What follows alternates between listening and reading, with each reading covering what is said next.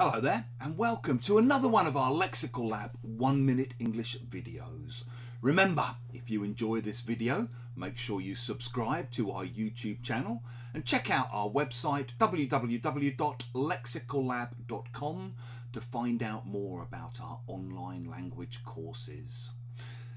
In one of my online Lexical Lab groups this week, we somehow ended up talking about the growing body positive movement and the fact that more and more people were accepting, even embracing their body shapes, particularly when their body shapes don't conform to maybe more traditional notions of what beautiful bodies are supposed to look like.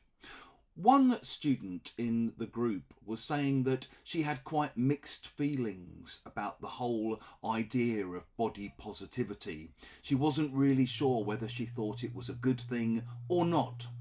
The other person she was talking to, her partner, basically responded by saying, "Hey, you're not alone in this. I've got very mixed feelings about it myself.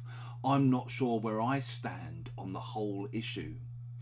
If you respond to something someone has said by saying you're not alone in this, or you're not alone in thinking that, you're not alone in feeling like that, you're basically saying either that you also feel like that or think like that, or that you know other people who think or feel like that.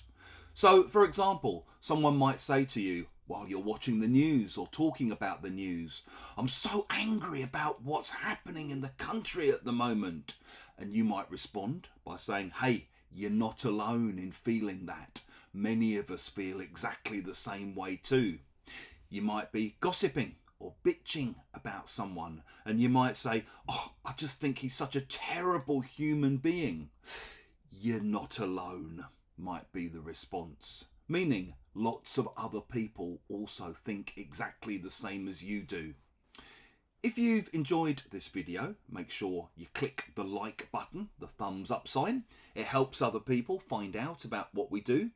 Please share it with your friends, your students and your colleagues.